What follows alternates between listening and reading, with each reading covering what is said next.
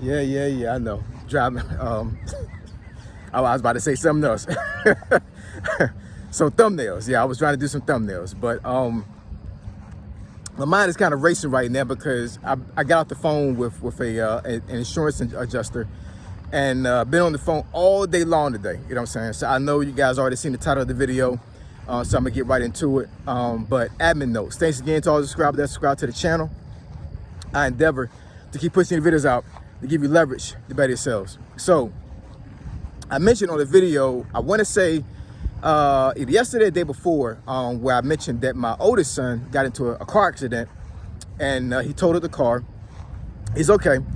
I took him to the hospital the same night, and he has some bumps and bruises, a little bit of whiplash, but he's fine, right? So thank God for that. Thank you, Jesus, for that, because it could have been a lot worse, right?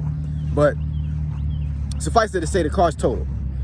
It's not repairable, right? So I went through my insurance, which is Allstate. You're in good hands, right?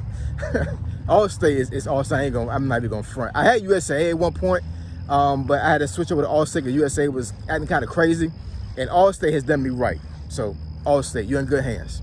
So, so I went through them, of course, because I have full coverage. So I'm like, okay, it's a total loss. I'll go ahead and have an adjuster go out there, check the vehicle, and give me the value of the car, right? And and go from that point, right?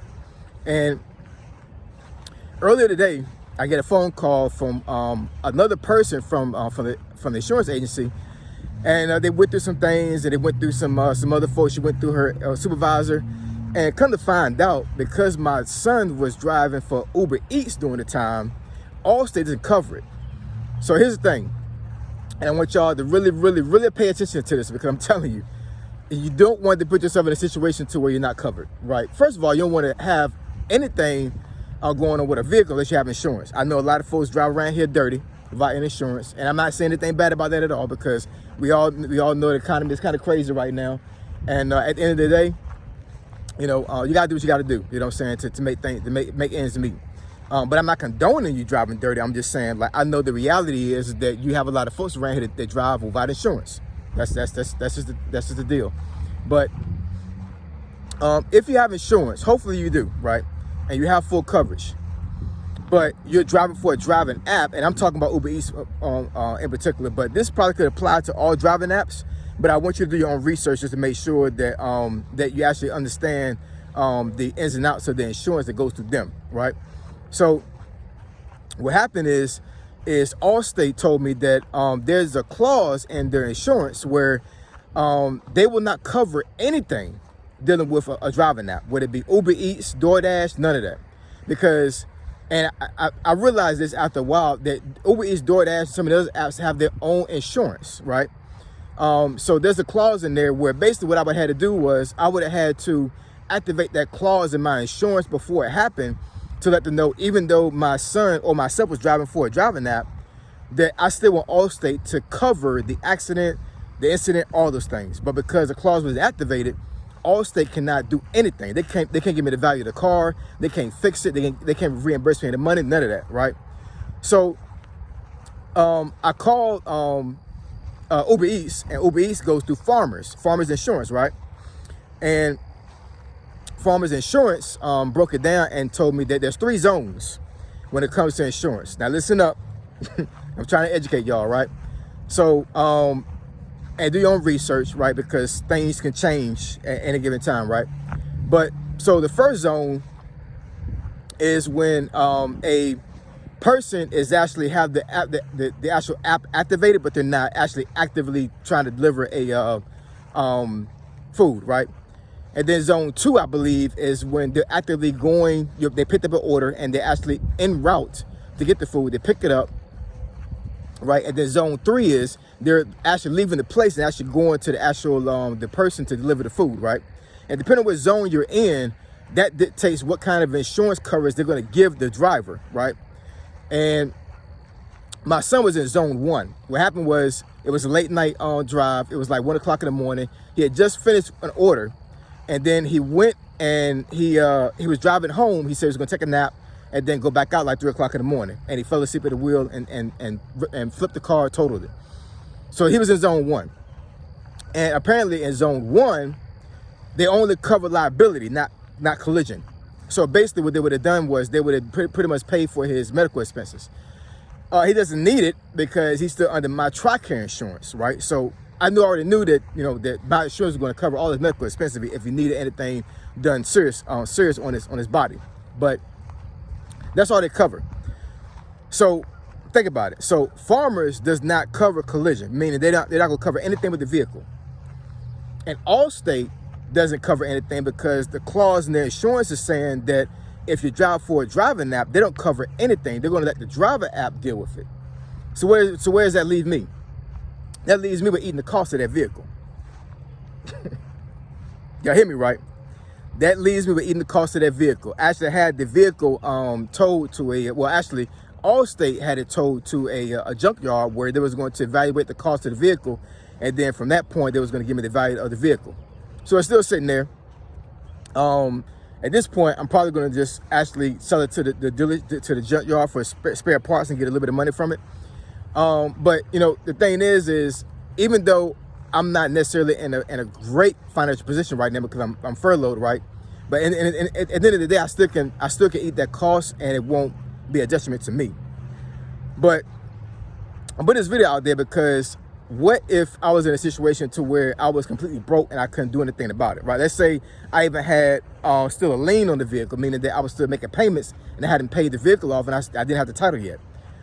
So, so here's the thing. Here's the information I want to put out there. And I already put out most of it out there, but what you need to do is, if you are driving for a driving app, and of course, you also have to have insurance to even drive for the driving app. That's another thing too, you know what I'm saying? Because the thing is, because I'm not exactly sure you can even drive for a driving app without having insurance already, like your own personal insurance. But like I said, do your own research because, I could be wrong.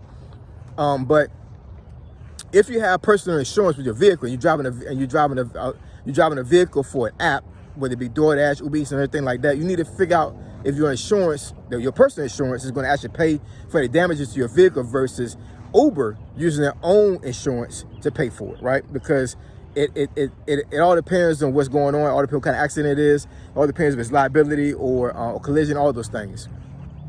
And I know I was going to be up on here on YouTube for the next couple of days, a week or whatever, talking about, get on YouTube and stop playing around. But I had to put this out there, man. I just had to, because this is a personal experience that's happened to me right now in real time. And I don't want anybody that's driving apps to go through the situation and then they'd be screwed, right? Because there's a lot of folks that I know that's on my channel that drive for driving apps, actually follow folks that drive for driving apps. And I'm not exactly sure they understand this. So once again, my son totaled my vehicle. He was driving for UberEats during the time he was driving the vehicle, right? And for Allstate does not cover anything dealing with a driving app. What they do is they defer the claim over to the driving app's insurance, and then they have to deal with it. And UberEats deals with Farmers Insurance. And Farmers Insurance, because my son was in Zone 1, they don't cover collision, they only cover liability. So what does that mean? That means that you probably need to figure out what kind of insurance and what kind of situation that your driving app is going to cover, whether it be DoorDash, UberEats, Grubhub, Walmart Spark, Amazon Flex. We need to figure out, or you need to figure out, if you're driving these driving apps and everything, whatever, what are they going to cover if you get an accident? Because they got insurance policies through the apps because they want to make sure that if a person doesn't get their food or their item, things are covered. But the thing is, are they covering you all the way? That's the issue, you know what I'm saying? And if they're not, then that means you have an option to go to your own personal insurance and actually ask them, hey, look, if I get in an accident, are you going to cover me fully because I'm driving for a driving app? And they say no. You need to ask them, is there a clause in my insurance that I can actually activate which will cover me even though the insurance for my driving app won't cover me?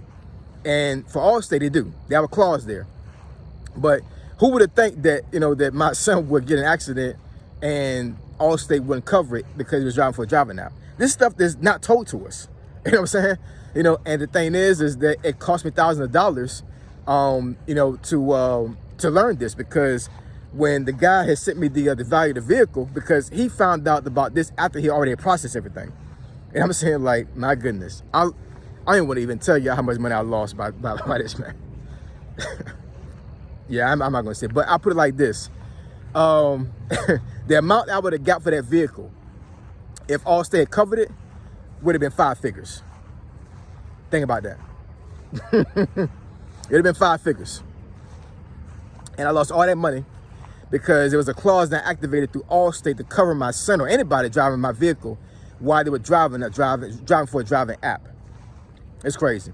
But anyway, drop some comments in the comment section below. Let me know what y'all think. Actually, let me know if you actually been in this situation before, because we need to be educated, man. We really need to be educated. I'm not a person that really drive with driving apps that much. I've done it before, right? But, you know, in this economy, I'm pretty sure Uber, Lyft, UberEats, Grubhub, DoorDash, all these other things, these folks are probably being flooded because all these folks being laid off, furloughed, fired, all these other things. And this is a thing that pretty much anybody can do as long as they have a car and insurance, right? But, you know, with the influx of folks actually getting on the driving apps to drive, of course, unfortunately, there's going to be more incidents, more accidents that happen, right? And, you know, a lot of times these apps will have their own insurance, but are they going to cover you fully if anything happens, depending on what the situation it is, right? And is your own insurance going to cover you? And that's something I didn't know about, but, you know, but ignorance is not an excuse for not knowing what's going on.